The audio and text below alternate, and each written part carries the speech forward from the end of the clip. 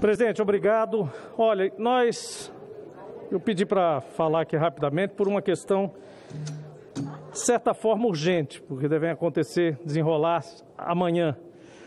Nós, como todos sabem, trabalhamos na relatoria do PLS 261, concentrada e democraticamente, e obtivemos nessa casa a unanimidade do apoio ao trabalho iniciado pelo senador José Serra e complementado pelo nosso substitutivo ao exercer a relatoria.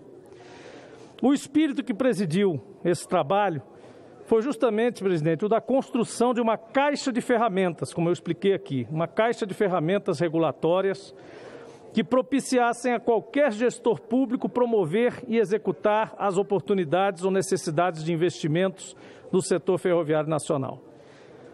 Na reta final desse processo, todos vão de lembrar, processo esse pacífico, democrático, construtivo, surgiram iniciativas no sentido de arrancar imediatamente, com algumas autorizações específicas, estimulados pelo início de alguns processos no âmbito de alguns estados, nomeadamente o de Mato Grosso. Nós enfrentamos com compreensão e diálogo a edição até mesmo de uma medida provisória, justo na semana em que nós levávamos o PLS 261 aqui ao Senado, a plenário. Com direcionamento semelhante, mas com diferenças pontuais que consideramos à época todos relativamente inofensivas, embora desnecessárias, à estruturação de longo prazo que queremos ver edificada para o Brasil. Eis que agora, nas últimas semanas, eu venho sendo consultado por agentes do setor, pela imprensa especializada, por entidades de usuários, a respeito do procedimento adotado pelo Ministério da Infraestrutura quanto aos critérios de escolha dos outorgados, mormente em projetos diretamente concorrentes. Há uma portaria 131 de 2021, que pretende regular a aplicação justamente daquela MP 1065, estabelecendo critérios que considero precários e ineficientes. O principal e aparentemente único critério que esta portaria dá para a escolha dos autorizatários é, senador Marcelo, a mera ordem de chegada dos pedidos. Ora, com base nisso, amanhã serão deliberados pela ANTT, a pedido do MINFRA, pedidos de autorização que possuem alternativas concorrentes, que deviam ser analisadas em conjunto, e não após a outorga imediata e automática do primeiro pedido que chegou ao Ministério. O marco legal que nós aprovamos aqui nessa casa, entre outras coisas, consolida o papel de organizador e planejador setorial do Ministério de Infraestrutura.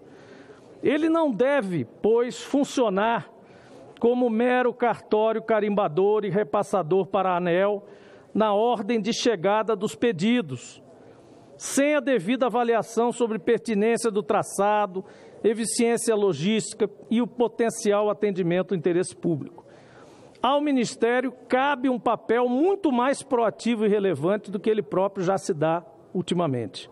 O de planejar, conceber, fomentar, organizar os diversos pedidos de autorização represados há décadas, para que não se tornem uma torrente irracional e predatória de documentos de outorga, alguns ameaçados de inviabilidade, outros potenciais causadores de conflitos desnecessários.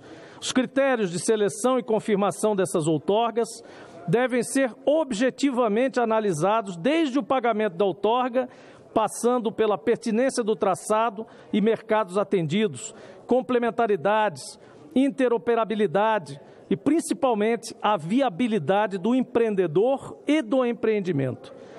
Cremos, para finalizar, que o espírito do PLS 261, diante da afobação causada por uma edição de medida provisória em sua respectiva portaria regulamentadora, está nesse momento sob ameaça por conta de um único critério inapropriado, o de quem chegar primeiro leva. Esse critério projeta problemas claros já desde esse tenro início da vida das autorizações no Brasil. O Ministério precisa cumprir seu papel de planejador e organizador setorial. Por isso, queremos recomendar daqui à ANTT que, na posição de agência reguladora setorial, a quem caberá dirimir os potenciais conflitos causados futuramente por esse procedimento apressado e inadequado, que se detenha, presidente, com mais tempo e cuidado na análise dos pedidos de amanhã e todos os subsequentes, se possível solicitando vistas e apensamento dos demais pedidos de autorização que já chegaram ao Ministério, que são conflitantes ou semelhantes. Além disso, por entender que essa portaria se mostra incompleta, inadequada e até conflitiva com a natureza e os objetivos almejados pelo PL 261, nós nos sentimos na obrigação de apresentar um PDL para sustar os seus efeitos até que sejam estabelecidos critérios objetivos de análise compatíveis com os que se destina a ser a efetiva Lei Geral das Ferrovias, conforme acordo amplamente reconhecido por essa Casa, pela Câmara e pelo Executivo Federal. Então, assim, esperamos recolocar no lugar central o espírito da lei que construímos todos aqui, Parlamento, Executivo, setores, usuários, trabalhadores, juntos, e reforçar os papéis do Ministério e da agência reguladora, cada um na sua função, uma complementar a outra em prol do bom funcionamento do setor ferroviário, da competitividade real dos empreendimentos e do interesse público em garantir serviços e tarifas acessíveis a todos os interessados. Obrigado, presidente. Grato, Sua Excelência, senador Jean Paul Prats. Pela ordem de inscritos, convido nosso querido companheiro senador Álvaro Dias.